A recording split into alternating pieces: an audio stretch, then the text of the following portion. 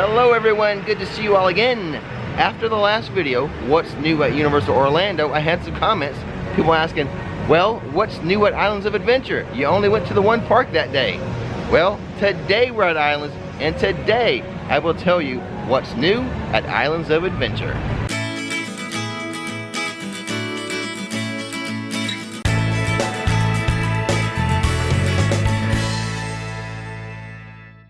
Let's start at the beginning, at the port of entry, but port of entry doesn't get enough recognition for its theming.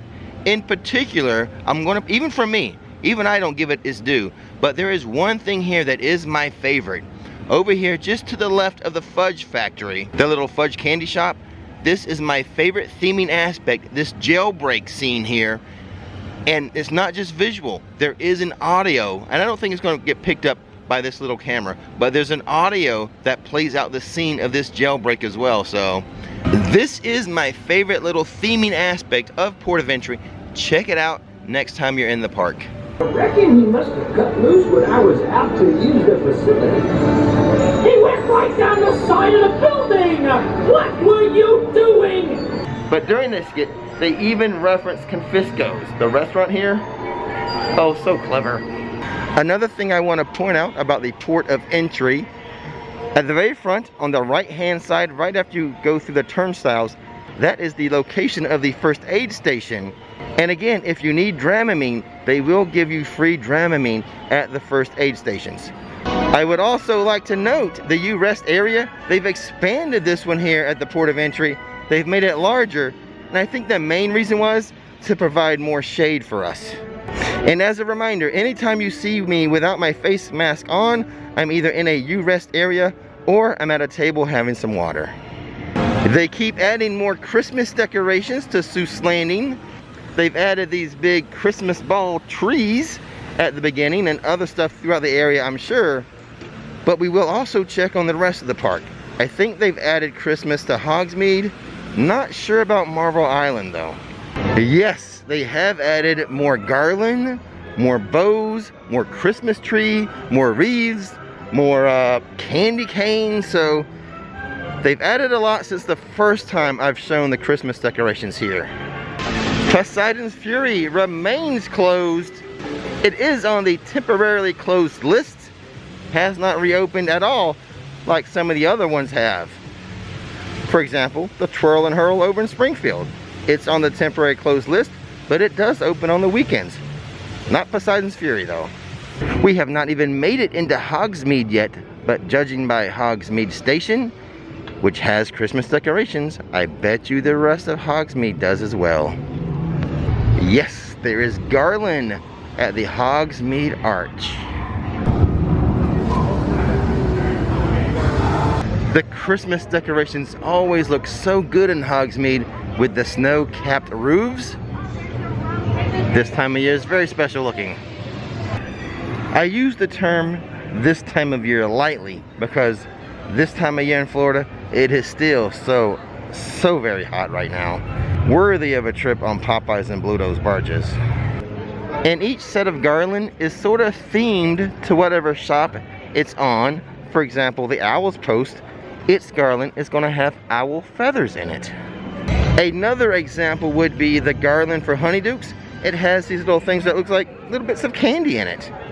So on and so forth. You get the idea. We're here midweek, and I would like to report the wait time for Hagrid's during midweek is 45 minutes. At least that's what it is right now. And I have to say, a lot of trains, roller coaster trains, are really moving. I think we're over the hump here with Hagrid's, that it's really performing well as of late. We used to have a lot of delay issues. I think those have lessened somewhat though. I mean, maybe quite a bit. Let's head into Hog's Head. I've got a question.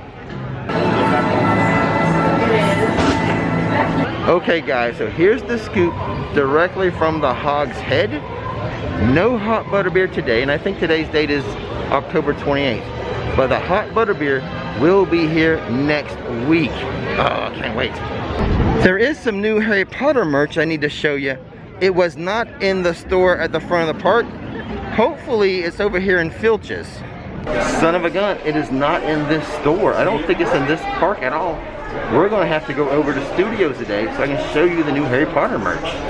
I swear I go counterclockwise through the park just so I can say, welcome to Jurassic Park. And what a treat! Both of the flames are going today. That's unusual. They will be done with the Jurassic World Velocicoaster before they are done with the Harry Potter Forbidden Journey locker banks. The wait to see Blue was just 10 minutes. I haven't seen her in a while. Let's pop in, say hello. Now here's just a friendly reminder of the mask policy at Universal. For photos, such as like what I'm doing with Blue here, or a video, you can take the mask off because you are 6 feet away from people. A reminder, the whole point of the mask is that if you have to be within 6 feet of people, you wear the mask to protect them. If you're outside of 6 feet, really, the mask is not necessary. That's the way I understand the CDC guidelines, and that's why when you're at Universal, you can take your mask off for the photo ops. A lot of people still do not quite understand that policy. Hopefully now you understand it a little bit better.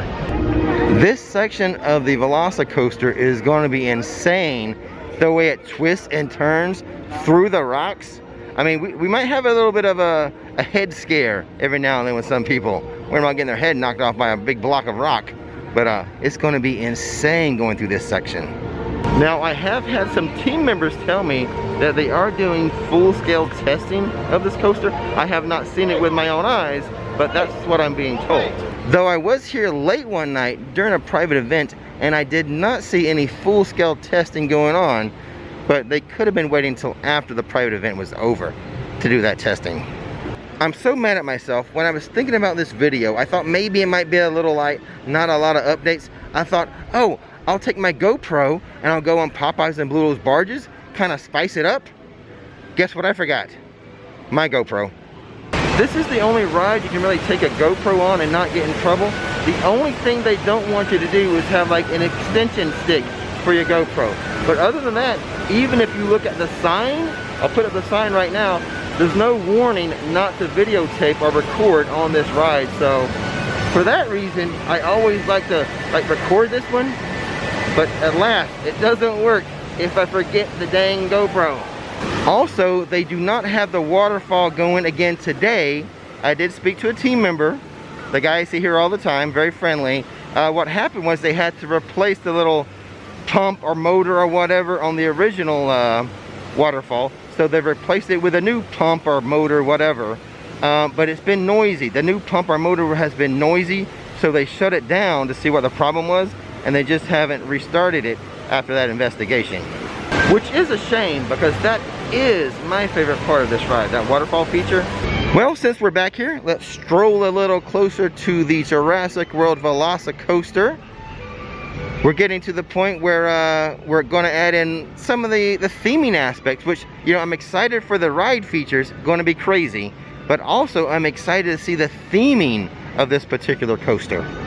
And one thing we can see, they are adding back in a lot of foliage to the attraction. Makes sense. I love it when Jurassic Park is full of greenery and trees and shrubs and such, and they're adding stuff back in now. That's a good sign.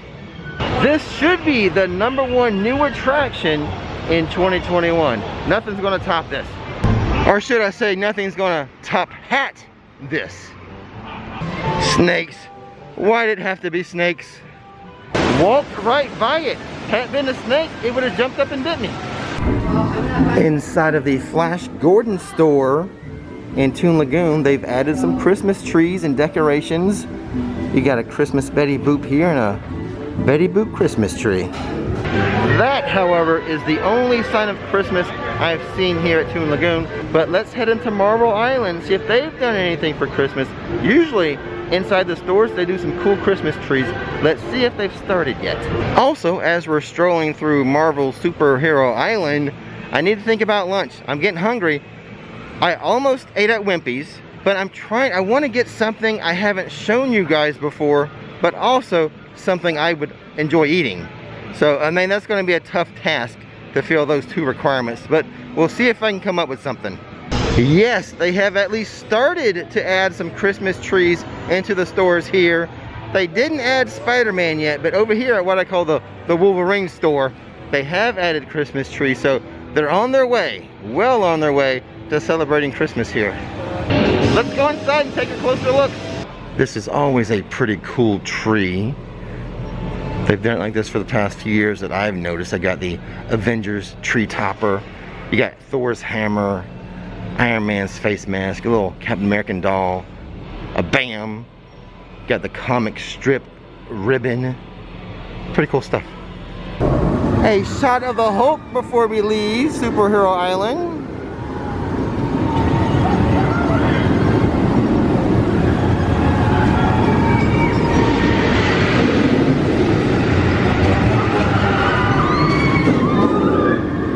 I really wanted to show you that new Harry Potter merch. In order to do that, we need to walk on over to Studios.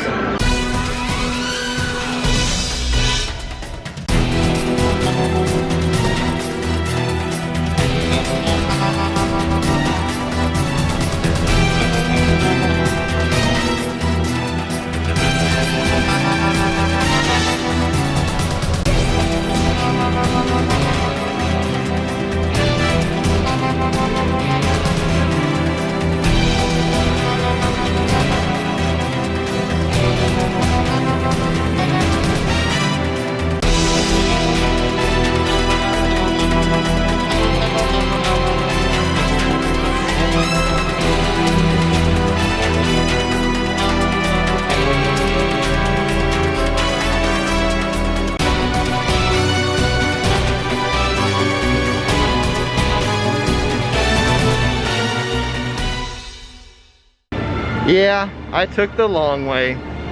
Okay, the first place we're going to look for this Harry Potter merchandise will be at the store up front, the Universal Studios store. Son of a gun, it's not in here either. On to Diagon Alley.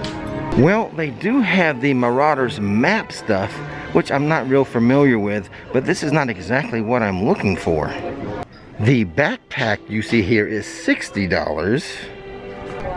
This over-the-shoulder purse or bag is $30. And they have a clutch here, same design, Marauders map. Unfortunately, they don't have a price on this one. Oh well, on to Diagon Alley. Okay, we made it to Diagon Alley. A pretty smooth operation this time. Not too bumpy. But now that I'm here, let's go see if I can find that merchandise. Inside of Wiseacres, this is what I'm looking for. The one-way travel London to Hogwarts line. And this little mini backpack is $65. $20 for the clutch.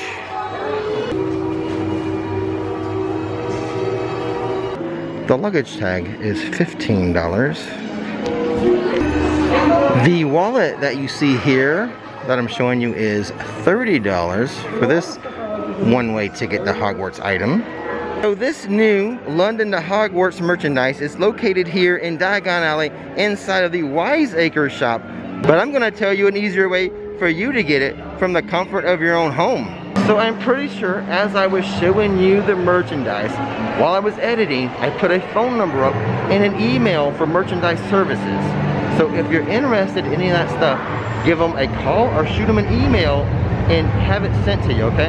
Try that. Not quite at the end yet, guys. You're almost there, though. I want to remind you, click that subscribe button and that bell notification button so you'll know when another video is ready for you to view. Okay, guys, I think that's going to do it for today. As far as food, I'll eat off property, save a few bucks.